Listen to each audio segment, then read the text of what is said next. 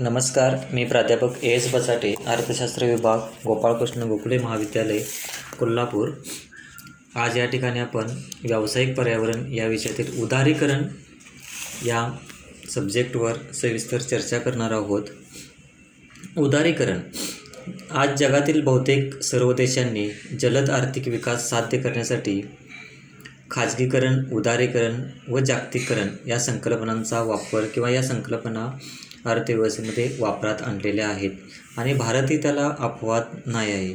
कारण भारताने 1991 पासून नवीन आर्थिक धोरण जे सुरू केलेले आहे त्या नवीन आर्थिक धोरणामध्ये या खाजगीकरण, उदारीकरण आणि जागतिकीकरण यांचा वापर भारताने केलेला आहे.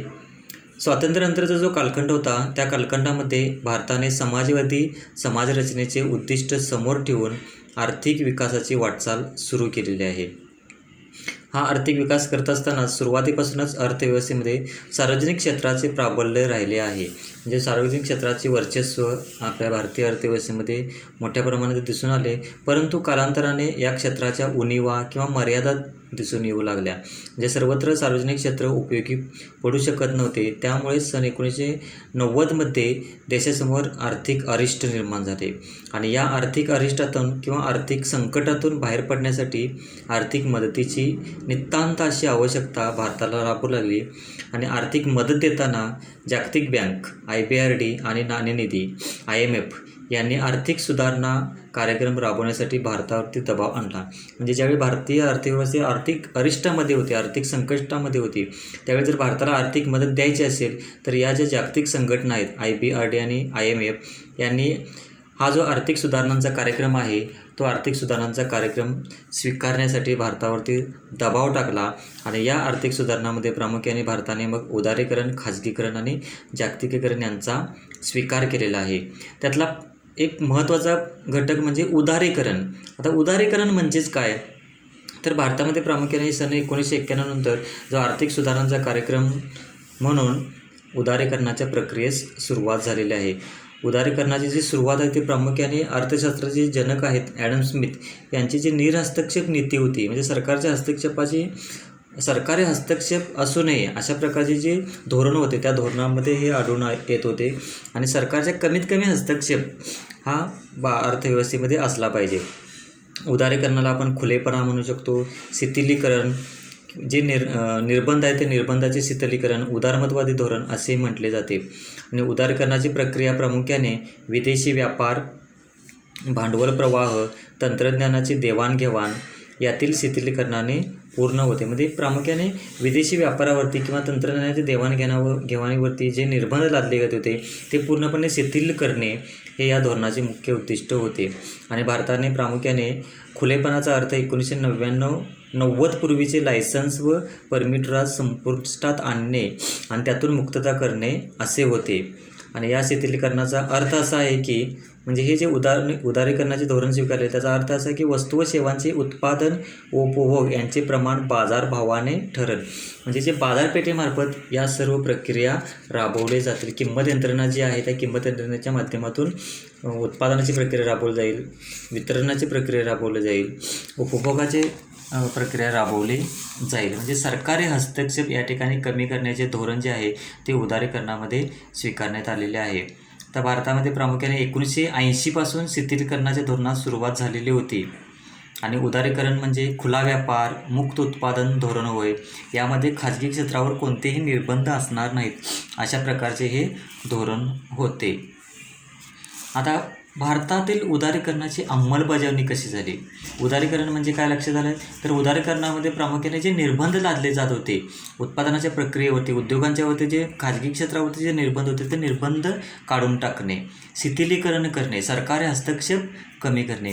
मग भारतामध्ये जी उदारीकरणाची अंमलबजावणी ती कशा पद्धतीने झालेली आहे तर प्रामुख्याने 1980च्या दशकामध्ये औद्योगिक धोरणामध्ये जे आहे ते उदारीकरणाला मान्यता देण्यात आली आणि या धोरणाने मोठ्या उद्योगांच्या बाबतीत परवाना पद्धती शिथिलीकरण धोरण स्वीकारण्यात आलेले आहे.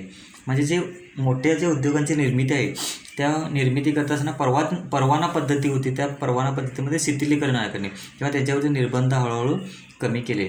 आणि यानुसार मग प्रामुख्याने सरकारने 1986मध्ये सरकारकडून जे 23 उद्योगांना मक्तेदारी नियंत्रण, विदेशी विनिमय नियंत्रण कायद्यातून परवाना मुक्त करण्यात आलेले आहे. म्हणजे हे जे कायदे होते, मक्तेदारीचा कायदा असेल, विदेशी विनिमय नियंत्रणाचा कायदा होता, या कायद्यातून प्रामुख्याने 23 उद्योगांना मुक्त करण्यात आले. म्हणजे त्यांच्यावरचे जे निर्बंध आहे ते शिथिलीकरण करण्यात आले. परंतु उदारीकरणाच्या धोरणाची खरी सुरुवात 1991च्या औद्योगिक धोरणाने भारतामध्ये घडून आलेली आहे. कारण जागतिक अर्थव्यवस्थेची भारतीय अर्थव्यवस्था एकत्रित करण्याच्या दृष्टीने उदारीकरणाच्या धोरणाची स्थापना केली. म्हणजे मगाशी सांगितलेल्या पद्धतीने IBRD, IMF यांनी दबाव टाकला भारताला हे धोरण स्वीकारण्यासाठी आणि त्यानुसार मग भारताने आंतरराष्ट्रीय नाणेनिधीच्या सल्ल्याने 1991मध्ये या उदारीकरण धोरणाचा स्वीकार केला. म्हणजे नवीन आर्थिक धोरणाचा स्वीकार केलेला होता. 1993-94 पासून ही नवीन आर्थिक नीती संरचनात्मक समायोजना कार्यक्रमाचा पुरस्कार करणारी नीती म्हणून ओळखली गेली. म्हणजे संरचनात्मक समायोजन, सर्व घटकांना, सर्व जे घटक आहेत त्यांना समायोजित करून या ठिकाणी आर्थिक विकास करण्याचे ठरवलेले गेले. आता यामध्ये प्रामुख्याने विदेशी विनिमय दर, व्यापार, औद्योगिक धोरण, सरकारी क्षेत्राचे धोरण, वित्तीय क्षेत्र व भांडवल बाजार इत्यादीमध्ये सुधारणा करण्याचे, त्याविषयी उपाययोजना करण्याचे ठरवण्यात आलेले होते. नवीन आर्थिक धोरणामध्ये भारताने विदेशी गुंतवणुकीसाठी उदारीकरणाचे धोरण अंमलात आणण्यास सुरुवात केली. म्हणजे जी विदेशी गुंतवणूक आहे त्या विदेशी गुंतवणुकीवरचे सुद्धा निर्बंध काढण्यात आलेले आहे. सध्या आपण FDI फॉरेन डायरेक्ट इन्व्हेस्टमेंट हा त्याचाच एक भाग आहे. त्याच्यावरती असणारे जे निर्बंध होते निर्बंध काढण्यात आलेले आहेत. सन 1996मध्ये सरकारने असे निर्धारित केले किंवा असे घोषित केले की औद्योगिक वर्गात समाविष्ट असणाऱ्या 16 उद्योगांना ज्यांच्या स्वायत्त मान्यतेसह विदेशी समन्याय भागीदारी 51% देण्याचे मान्य केले. म्हणजे जी विदेशी गुंतवणूक आहे ती विदेशी गुंतवणूक प्रामुख्याने 51% वाढवण्यासाठी मान्यता देण्यात आली. त्यामुळे भांडवली वस्तूंची निर्मिती करणारे उद्योग असेल, धातू विद्या उद्योग असतील, करमणूक प्रमाण उद्योग असतील, इलेक्ट्रॉनिक्स उद्योग आहे, अन्न प्रक्रिया उद्योग आहेत, खाण उद्योग आहेत, या उद्योगामध्ये 50% या ठिकाणी निर्यात क्षमता असणाऱ्यांची व्याप्ती विस्तारली गेली. आणि सरकारने दुसरी 9 उद्योगांची यादी केली ज्यांना 74% आपोआप मान्यतेसाठी परवानगी देण्यात आली. म्हणजे या ठिकाणी 74% विदेशी गुंतवणूक करण्यास मान्यता या ठिकाणी देण्यात आलेली होती. अशा पद्धतीने उदारीकरणाच्या अंमलबजावणीने भारतामध्ये अनेक क्षेत्रांचा विस्तार झाला. भारतात उदारीकरणाच्या धोरणानुसार टेलिकॉम क्षेत्र आहेत त्या क्षेत्रातील खाजगी कंपन्यांच्या सहभागास परवानगी दिली. म्हणजे असे अनेक क्षेत्र आहेत, त्या प्रत्येक क्षेत्रामध्ये प्रामुख्याने या ठिकाणी उदारीकरणाचे धोरण अवलंबले गेले. परकीय गुंतवणुकीला चालना देण्यात गेलेली, परकीय गुंतवणूक सहजासहजी भारतामध्ये येऊ लागलेले आहे. आणि जे निर्बंध लादले जात होते ते निर्बंध या ठिकाणी हळूहळू करण्याची प्रक्रिया भारतामध्ये राबवली गेलेली आहे. मग हे उदारीकरणाचे जे धोरण आहे ते उदारीकरणाचे धोरण भारतीय अर्थव्यवस्थेमध्ये राबवत असताना या ठिकाणी त्याचे काही टप्पे आपल्याला पाहावयास लागतील. म्हणजे या टप्प्यांच्या मध्ये कशा पद्धतीने भारतीय अर्थव्यवस्थेमध्ये हे उदारीकरण आले गेलेले आहे. पहिला जो टप्पा होता तो सन 1947 ते 1975पर्यंतचा कालखंड. आणि या कालखंडामध्ये प्रामुख्याने उदारीकरणाचा सर्वात प्रथम वापर केला. जून 1966मध्ये रुपयाचे केलेले अवमूल्यन ही आर्थिक उदारीकरणाची सुरुवात होती. म्हणजे हा जो पहिला कालखंड आहे 1947 ते 1975 या कालखंडामध्ये प्रामुख्याने 1966मध्ये जे रुपयाचे अवमूल्यन केले काही कारणास्तव त्या ठिकाणी अर्थव्यवस्थेमध्ये जे निर्माण झालेले आर्थिक अरिष्ट असेल किंवा संकट असेल त्या संकटातून बाहेर पडण्यासाठी प्रामुख्याने 1966मध्ये जे रुपयाचे अवमूल्यन केले हे अवमूल्यन म्हणजेच आर्थिक उदारीकरणाची सुरुवात होती. दुसरा टप्पा आहे 1976 ते 1980पर्यंतचा कालखंड. या कालावधीमध्ये प्रामुख्याने उदारीकरणाच्या दिशेने अनेक निर्णय घेण्यात आलेले होते. म्हणजे आर्थिक जे आणीबाणी जाहीर केली होती सन 1976मध्ये खुला सर्वसाधारण परवाना दृष्टिकोन स्वीकारून निवडक वस्तूंबाबत आयात उदारीकरणाचे धोरण स्वीकारण्यात आले आणि या कालखंडामध्ये प्रामुख्याने 21 उद्योग होते ते परवानामुक्त करण्यात आले. म्हणजे त्यांच्यावरती जे वेगवेगळ्या प्रकारचे परवाने घ्यावे लागत होते ते परवानामुक्त या ठिकाणी करण्यात आलेले आहे. या उद्योगांना त्यांच्या मर्यादेपेक्षा अधिक विस्तार करण्याची मुभा देण्यात आली. म्हणजे सरकारचे जे निर्बंध होते, मोठ्या प्रमाणामध्ये निर्बंध लादले जात होते, ते निर्बंध या ठिकाणी शिथिल करण्यात आलेले आहेत. म्हणजे हा दुसरा 1976 ते 1980चा कालखंड आहे. तिसरा कालखंड आहे 1981 ते 1985. या कालखंडामध्ये प्रामुख्याने उदारीकरणाच्या धोरणाबाबत अभ्यास करण्यासाठी विविध समित्यांची नियुक्त करण्यात आली होती आणि या सर्व समित्यांनी उदारीकरणास अनुकूल भूमिका घेतली.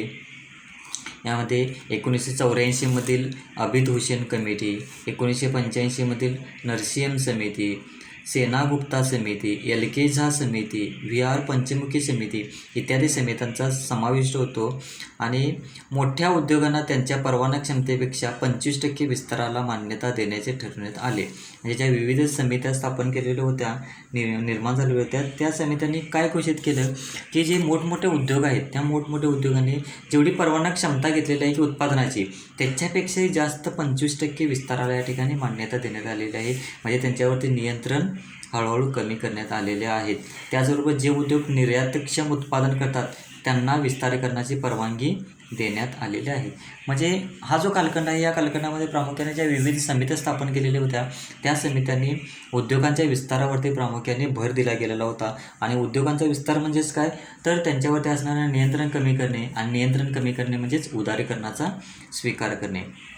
सन 1986 ते 1990पर्यंतचा जो कालखंड आहे या टप्प्यामध्ये उदारीकरणाच्या धोरणामध्ये बदल होत गेले. म्हणजे 1986मधील जगदीश भगवती समितीने उदारीकरणास अनुकूल भूमिका घेतली. या काळात भारतीय अर्थव्यवस्था जागतिक अर्थव्यवस्थांशी खुली करण्यात आली. सन 1986मध्ये 23 उद्योगांना परवानामुक्त करण्यात आले. म्हणजे त्यांना कोणत्याही प्रकारचा सरकारी परवानगी घेण्याची आवश्यकता नाही. मक्तेदारी नियंत्रण कायद्याअंतर्गत उद्योगांच्या संपत्तीची मर्यादा 20 कोटी रुपयावरून 100 कोटी रुपयापर्यंत वाढवण्यात आली. त्याचबरोबर सन 1990मध्ये देशाच्या परकीय चलनसाठ्यात कमालीची घट झाली होती आणि यातून बाहेर पडण्यासाठी परकीय मदतीची गरज होती आणि या मदतीसाठीच प्रामुख्याने सरकारने या ठिकाणी नवीन आर्थिक धोरणाचा म्हणजेच उदारीकरणाचा स्वीकार केलेला होता. आणि सर्वात महत्त्वाचा कालखंड म्हणजेच काय तर सन 1991 नंतरचा कालखंड. आणि या सन 1991 नंतर काय झालेलं होतं, आर्थिक अरिष्टामुळे आर्थिक सुधारणांचा कार्यक्रम ताबडतोब अंमलात आणावा लागला. त्यानुसार प्रामुख्याने उदारीकरणाची प्रक्रिया सुरू केली आणि ही जी उदारीकरणाची प्रक्रिया होती ती विदेशी व्यापार, भांडवल प्रवाह, तंत्रज्ञानाची देवाणघेवाण यातील शिथिलीकरणाने पूर्ण होते. म्हणजे प्रामुख्याने हा जो कालखंड आहे तो खूप महत्त्वाचा कालखंड आहे आणि या कालखंडामध्ये प्रामुख्याने अर्थव्यवस्थेमध्ये नवीन आर्थिक धोरण आहे ते प्रत्यक्षात राबवले गेले आणि या नवीन आर्थिक धोरणामध्ये उदारीकरण असेल, खाजगीकरण असेल, जागतिकीकरण असेल, ही जी 3 धोरणं आहेत ते 3 धोरणांचा स्वीकार LPG खा-ओ-जा असं म्हणतात. या खाजगीकरण, उदारीकरण आणि जागतिकीकरण या 3 धोरणांचा म्हणजेच नवीन आर्थिक धोरणाचा स्वीकार 1991 नंतर प्रत्यक्षात भारतीय अर्थव्यवस्थेमध्ये करण्यात आलेला आहे.